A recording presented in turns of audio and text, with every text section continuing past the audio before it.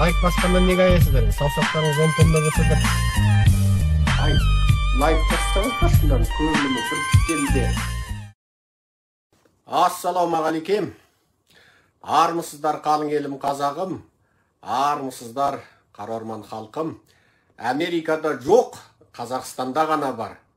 Америкада ешқашан байқалмайтын, көрілмейтін, тек біздің Қазақстанда ғана кезігетін сұмдық құбылыстар туралы сіздерге қысқа нұсқа бір лекция сөйлейік деп тұрмыз. Егер көріп отырсаңыздар, естіп отырсаңыздар, бөлісіп таратып тастауды ұмытпаңыздар. Алдарыңызда Серікжан Біләшұлы. Ендеше бұл қандай құбылыс? Қандай құбылыс Америкада жоқ, Қазақстанда бар? Бұл не сұмдық? Қазақстан жер әлемде сирек кезігетін мемлекет, ол бүкіл адамзат тарихында сирек кезігетін мемлекет. Тіпті дәл қазірді айтайық, өткен күнді айтпай-ақ қояйық. Қазақстан сияқты сұмдық, сорақы мемлекет адамзат тарихында емес, қазірдің өзінде де жоқ. Шындығы солай. Шындығы солай. Ендеше Қазақстанның сұмдықтарын айтып отырып, дәлелді айту үшін сіздерге бір нәрсені жеткізе кетейік. Бірінші сұмдығы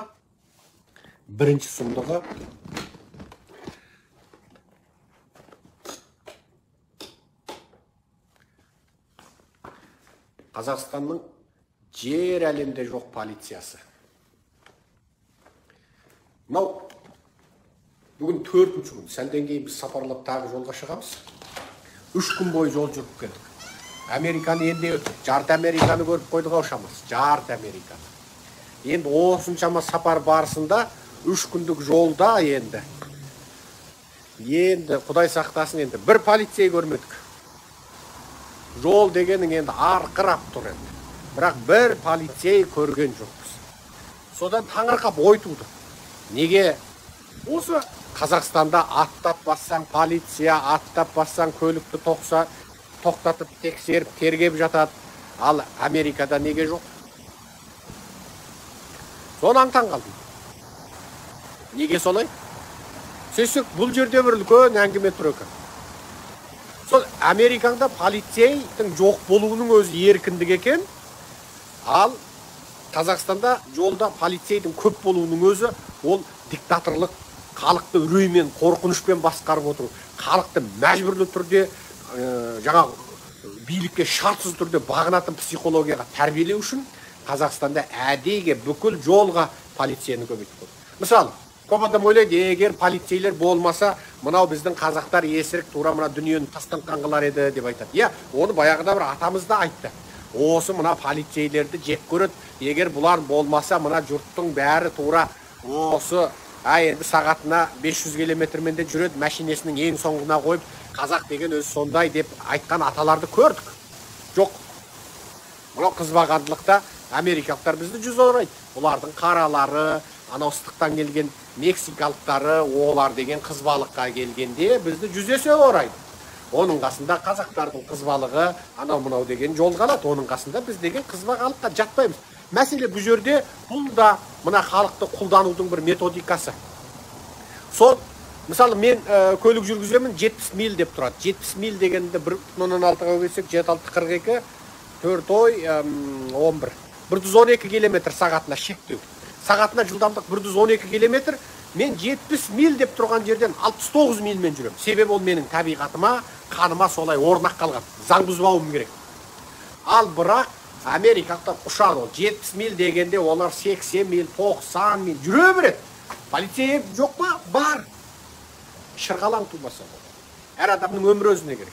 Сосын радарлар барлық жерде бар, ескертеді. Бірақ біздегі сергек сияқты аттап бассаң штраф баспайды. Ана радар екеш, радарының өзі 70 мильдік жерде 80-мен жүрсең штраф жібермейді, айыппұл жібермейді. 70 миль деп жүрген жерден сен 100-мен жүрсең ғана жібереді. Міне, оларда бүкіл басқару адамилыққа қарай келген, адамгершілікті негіз еткен. 70 миль деп жазып қойғанмен жұрт онымен жүріп жатыр, қалауынша жүріп жатыр, асығатындар асығып жүріп жатыр. Бірақ жол дегенің енді арқырап тұр. Ал бізде аттап бассаң полицей, сергектің өзінде сен, мысалы бізде сергектерде 60 деп тұрған жерден 59-мен жүрсең де саған айыппұлдың қағазы келеді. Сен ана бүкіл Алматыда, мысалы менің тәжірибемізде бар, 1000 жерінен көлігіңді 1 сағат қоялдым деп 2 сағатқа төлеп отырсаң да 7000 теңге, 6000 теңге айыппұл келеді. Телефоныңды қанша төлеп отырсаң да экстра жаңағы төлем келіп тұрады. Түктен түк жоқ.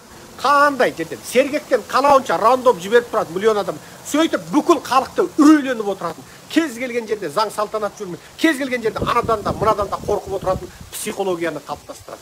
Міне бұл диктаторлық жүйеде, полицейлік мемлекетте халықты басқарудың ең өнімді тәсілі. Сондықтан Қазақстанда неғып жол көлігі мәселесі осындай болып тұр. Бұның барлығы психология, бұның барлығы саясат.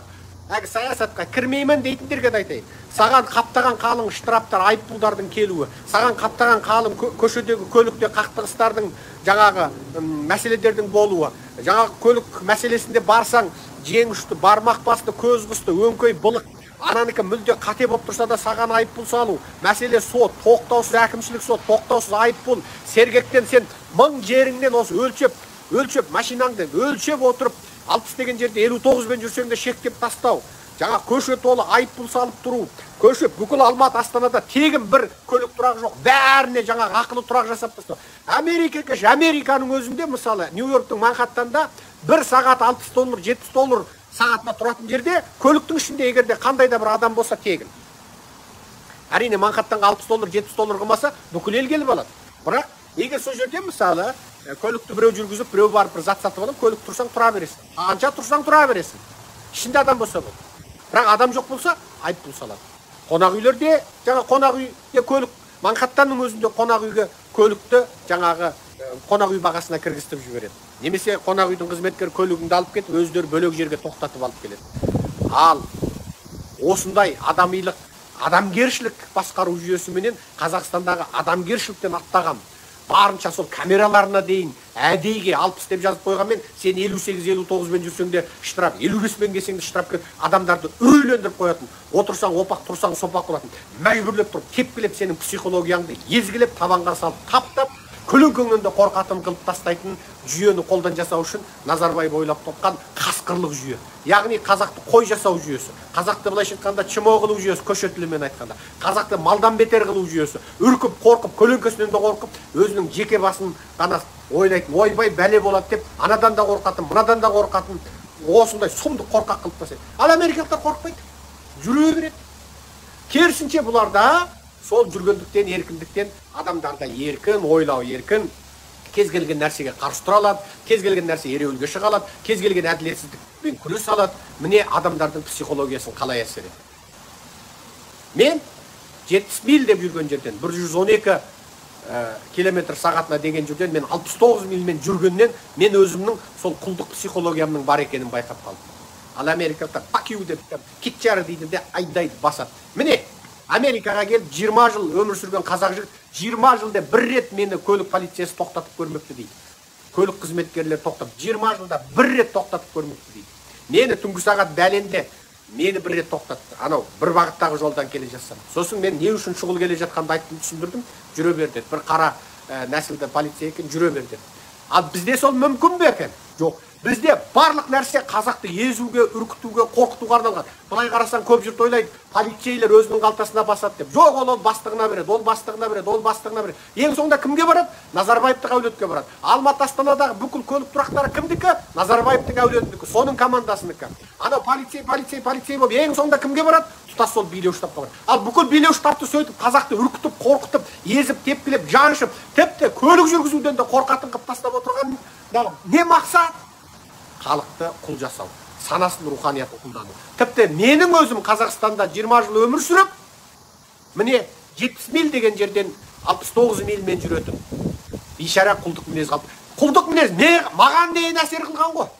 Барлық зұлымдыққа қарсы тұратын, барлық араның ұясы болса басымды тығып алатын, іздеп жүріп бәлелі темаларға кіретін, іздеп жүріп сондайға кірем деп жүрген мені, кірген мені, жаңағы барлық осындай істерде ұстаған жерде қолым, тістеген жерде тісім қалады деп жүрген менің өзім 70 мильден 69 мильмен жүргеннен менің өзімде америкалықтар сияқты еркін сана, жаңа еркіндік, салсаң айыппұлыңды саларсың, не бопты дейтін мен жаңа кісі өлтірген жоқпын деп қасқайып тұратын, полицейдің өзіменен жаңа төбелесетін, менде сондай рух кемшін екен. Яғни мен Америкада туып, Америкада өскен жоқпын. Мені сол Қазақстандағы жаңағы полицейлік режим менің өзімді қорқақ қылып тастаған. Міне қайда жатыр. Ал менің өзім 70 мильден 69 мильмен айдайтын мінезді, өзімнің мінезімді солай қалыптастырып қойған мен енді байқап отырмын Америкада 1,5 жыл өмір сүргенде. Ал өмір бойы Қазақстанда өмір сүрген сіз әлі қанша мінезіңіздің құлдық мінез екенін байқадыңыз ба? Демек, біз құлмыз қазақтар. Бізді Назарбаев әбден тепкілеп, езгілеп, жаншып, табанға салып, таптап, отырсақ опақ, тұрсақ сопақ қылып, үреймен бүкіл құқыларымызды айырып, бізді малдан төмен қылып тастаған. Ащы шындық осы. Аман болыңыздар, сау болыңыздар. Құлдықтан құтылудың жалғыз жолы күрес.